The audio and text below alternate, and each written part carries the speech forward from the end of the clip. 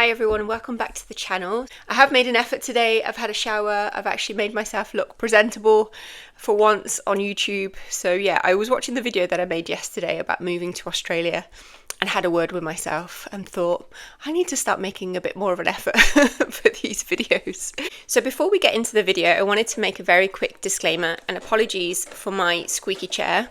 That is not the disclaimer.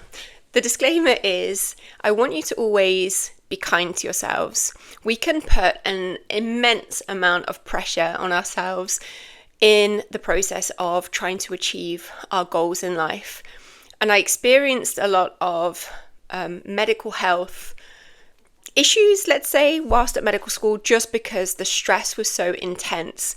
And I had to, at some point during the degree, just take a step back and say, okay, I need to stop because I'm getting chest pain. I'm getting all of these really weird symptoms that I'd never had before. And I knew it was down to stress. So yes, I'm going to talk about pushing and, not negotiating with yourself and going all out. But there is a caveat to that. If at any point you feel unwell, mentally, physically, you need to stop. That is non-negotiable. So let's get into the video. So the very first principle that I lived by during my time at medical school, and I continue to use this every single day because it allows us to get so much done because we're relying on discipline as opposed to motivation, is I just don't negotiate with myself. If I have a plan, that's the plan. I don't then compromise or negotiate to say maybe I could do it this way to make things easier. No, we've made a plan, we're going to stick to it. And the alarm goes off at 3. That's it. I'm not even going to consider snoozing or getting up at 4 or 5 or 6. I've made a plan and I'm going to get up at 3. There is no negotiation, because when you start to negotiate with yourself, it's game over because the mind is always going to win. So having a plan ahead of time to say, doesn't matter how I feel when the alarm goes off, I am going to get up at 3 o'clock in the morning. And then it saves so much more energy for other stuff rather than laying in bed saying, well, it would be okay if I just snoozed for another hour and I feel quite tired today. So, I'll get up at 3 tomorrow. No, just I'm getting up at 3, end of story. And then you get things done. And over time, you build self-esteem and you build discipline. And, over the course of the 5-year degree or whatever you're trying to achieve in life, you will become so good at getting things done. So I encourage you to try it, maybe just for one day. If you're planning to get up at 5 o'clock or 4 o'clock in the morning to go to the gym or to study, and you have that moment where you have a choice, either I snooze and I build the muscle of being a bit lazy and relying on motivation, or I build the muscle of discipline and somebody that sticks to their word. And over time, you will grow so much as a person and you will just get things done without even thinking about it. And the amazing thing is, over time, once you do this for 3, 6, 12 months, it becomes a habit. If you look back on many of my vlogs, you will see that I used to and still do get up regularly at 4:30. It's just so I can get a lot done during the day because I go to bed, quite early, let's say 8:30, 9 o'clock. So try it. It will change your life. If you stop negotiating, it's like if you're on a diet and you go to Tesco's and you think, right, I'm trying to lose a bit of weight, but maybe I could just have some popcorn. Maybe I could just, and we're all guilty of it. We've all been there before. And we say, maybe I could just squeeze in a bar of chocolate. No. No, you've decided that this is what you're going to do. Raise your standards and stick to what you said you're going to do. And don't even negotiate. Don't even let those thoughts come into your mind. Stick to the plan. Don't even enter into a conversation with your own thoughts, because your mind will win and you'll give in. And then you'll feel like a failure. So don't negotiate with yourself. Second principle that I lived by is I never gave myself a hard time if I couldn't push 100% on certain days. So I would strive every day to just do my best. And when I say do my best, it was pushing to my maximum on that particular day. But that could be 60% of what I could normally achieve, or 70% or 40%, depending on my levels of fatigue, how much work I had on at the hospital, because I was also working, 3 jobs alongside the degree, which I'll get onto in a second. So some days you're not going to be at 100%. And this is not just for people going to medical school. This is for anybody that gives themselves a hard time for not being able to do everything perfectly. We're human beings. We're not going to be able to be 100% on it and productive every single day. And I think we have to be really kind to ourselves. And if every day you're just doing your best, give yourself praise for that. Because there's nothing worse for our own self-confidence and self-esteem getting to the end of the day and having done our absolute best and perhaps not having finished a task that we had on our list and giving ourselves a hard time for it. No, we have to give ourselves compassion and say, you know what, today I felt really fatigued and I just needed to go for a walk to recharge, but I did manage to study for half an hour. My plan was to study for an hour, but I managed half an hour, and that's okay. Tomorrow I will get back into it. So it's about taking a step back and saying, okay, today I feel like I need a bit of a break, because remember, medical school, it's not a sprint. You can't go 100% every day because you'll burn out. You have to pull back and say, this is like a marathon, right? It's 5 years or 6 years, plus if you're doing access course, GCSE. So I need to pace myself. Go hard, but also pace yourself so that you can finish the race. Principle number 3. Do something every single day for your physical health and mental health. So before becoming a doctor, I was working as a personal trainer and group exercise instructor, both in the UK and Dubai. So I've always been very big into fitness and looking after our bodies, our brains, our minds. And I think if you're planning to do something that's extremely strenuous and challenging in life, you have to look after your own health first. You have to have this good foundation of physical health and mental health, especially if you're doing medicine, because once you qualify and you start on the wards as an F1, again, F1 is brutal, and I've said this in many videos before, you have to be physically fit. You have to be mentally resilient and fit as well. And that starts at the very beginning of medical school. So every single morning throughout the degree, I would listen to a priming video by Tony Robbins, which I will link down below. And every single morning I would prime my brain to look for things that are good in my life. I would visualize what I was trying to accomplish in the future. And it allows me to constantly develop and grow and just stay resilient and stay strong throughout the process, because it's tough. And physically, I would go to the gym 6 days a week. For me, being strong and as fit as possible, now at 42 years old, it's helped me to get through med school, but it also helps me so much for night shifts and long shifts as an F1. I would really encourage you, even if it's just going to a Pilates class or a yoga class, or going for walks, eating well, staying hydrated. When we're healthy mentally and physically, we can achieve so much. So I would encourage you today to really consider making some small changes if you haven't done so already. For me, it's a non-negotiable. I train, I eat well, I stay hydrated, and I work on my mental health, emotional health every single day. The 4th principle that I think is probably maybe even the most important is gratitude. And I was going to tell you a story before I said what principle 4 was, but I think it's easy when we're going through a difficult time to look at the things that we perhaps don't have. So I will show you a clip now of a time, probably the most difficult day that I had at medical school.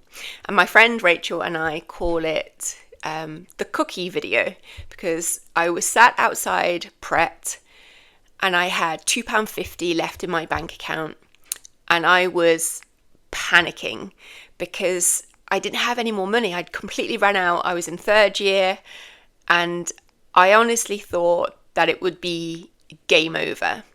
And something incredible happened. So I'll let you watch it and then I'll comment in a second. There's just no way that things happen by coincidence. So I'm back in the car now, and I got myself a soy cappuccino, and as you know, I've got the Pret subscription, so I don't pay for coffees every time I go. And like I said to you before, going in, I said to you, I've got about £2 or £2.50 left in my bank account until I get this emergency loan. And then I was in Pret, and I was like, I'll just get like an oat cookie with my last few pounds to cheer myself up, and then that'll be it. I'll just wait for the emergency loan fund to come through to go food shopping probably tomorrow. I just want something to cheer myself up, you know. And I saw this cookie, it was £1.95. It's so silly, isn't it? And I said to the lady, can I have this cookie? Can I have this cookie, please? I wasn't crying at the time, by the way. And then she said, that'll be on the house today, just like that. And I was like, how come? She was like, you know, I'm just gonna give it to you for free. And I don't know why or how these things happen exactly in those moments where you just need a bit of love, or you need a bit of kindness, and it's almost like you have a guardian angel or a spirit guide, or my dad maybe, who's looking down and is thinking or is seeing that I'm struggling financially, and it's just like, we'll just give you a little bit of a gift to let you know that things are going to be okay, you know. And it's just a cookie, but it's not. It's the whole manifestation and the whole feeling that I'm never alone, and it's almost like a sign from the universe that tells me that things are going to be okay financially, and it doesn't matter how bad things get, that there is support out there. There's like divine support. It amazes me how these things happen.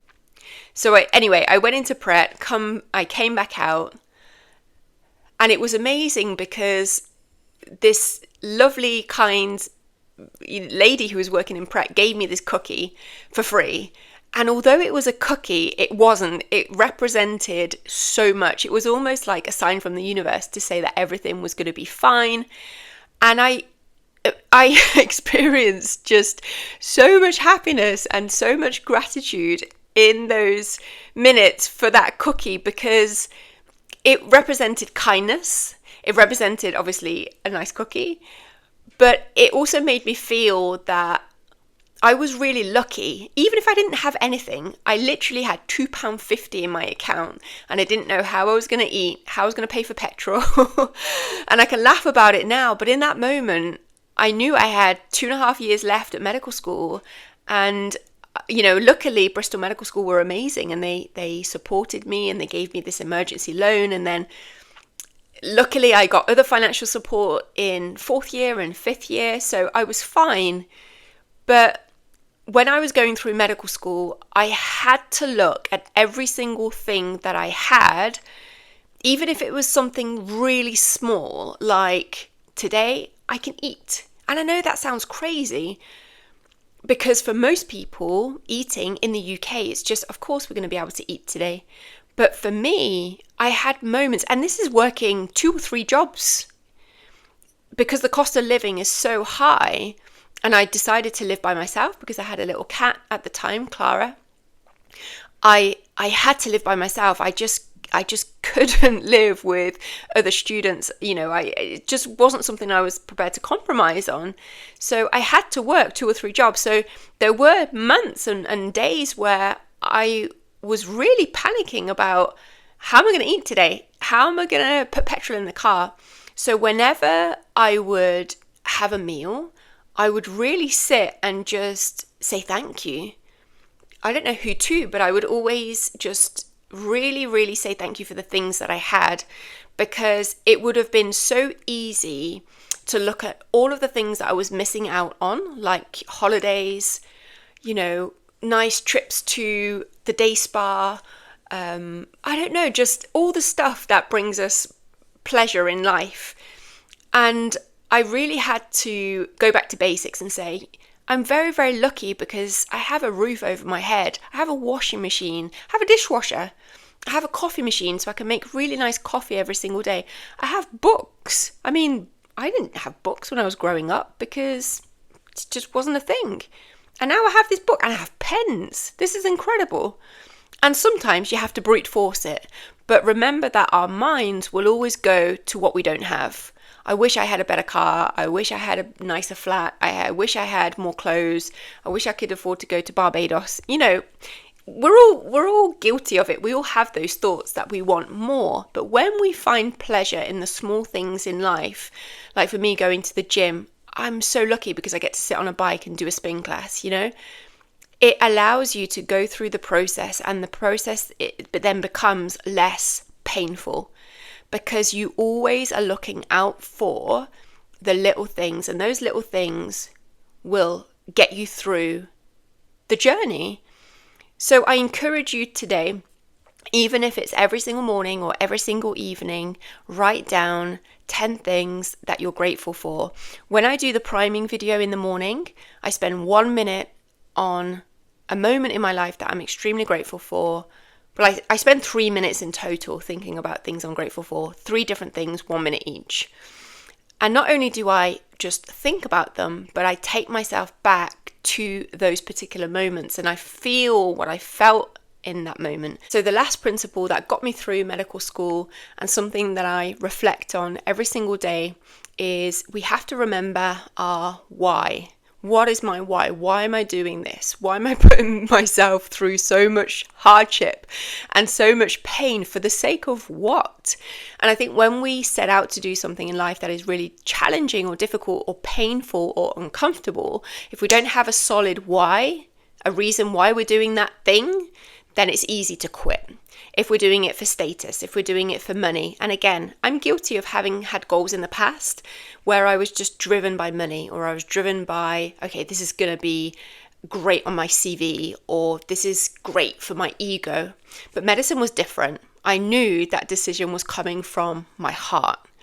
And I had such a passion and a desire to make a difference to people's lives. I knew what it was like to suffer physically, mentally, emotionally as a kid and growing up. And if I could just do something in this lifetime to relieve suffering in any which way that I could, then the suffering is worth it. And having a why that is so strong will get you through anything. So I encourage you to have a little bit of a sit down and reflection on what is your current goal and why do you want to achieve it, and write it down on a piece of paper and have it on a mirror or in your wallet so you can really reflect on it every single day. Because if I didn't have such a strong why, I would have quit probably after about a year or two because it was so hard. You know, studying, working, feeling burnt out. But every single time I even reflected on quitting, I remembered my why, my reason. I would watch Patch Adams. If you haven't watched Patch Adams and you're training to be a doctor, highly recommend it. It would reignite that fire, that passion within me. And I would say, I can't quit because I made a promise to myself and I've made a commitment and I'm going to keep going because I need to do this. I want to do this because if I don't do this, then all of the stuff that I went through as a kid and as a teenager is almost going to go to waste. So how can I use these experiences to help other people perhaps suffering and going through the same stuff? I have to keep going. And that was my why, and that still is my why every single day. So I hope that was helpful. Thank you very much for watching the video. I mentioned in my previous video that I posted yesterday that I'm emigrating to Australia on August the 11th, 2025. I'm so excited. I've been looking at everything really, things to do over there and flights, Airbnbs, and I would absolutely love to take you along because I think it's part of the journey. You've been with me since second year, maybe, hopefully. And we've gone through the whole of medical school. Now I'm an F1 doctor, which is awesome. And now I want to take you through what happens when you don't quit. What life can you create when you decide to push through? And I think it will be such a contrast between where I started and where I end up. And I really want to kind of take you along, and because we've done it together, right? We've been on this journey. Maybe we don't know each other, but I feel like we've done it as a team, and I hope that I've encouraged you somehow to change your lives in some small way, perhaps. And I know that you guys have helped me so much along the way with your kind comments, and you've sent lovely gifts through Amazon, and you've just been there as a support system, and I want you to know that I appreciate your kindness. So thank you very much for being here. But I will leave it there for today. Let me know what your thoughts are, and if this video was helpful. If you need anything else, please let me know, and I will see you in the next one. Take care. Bye.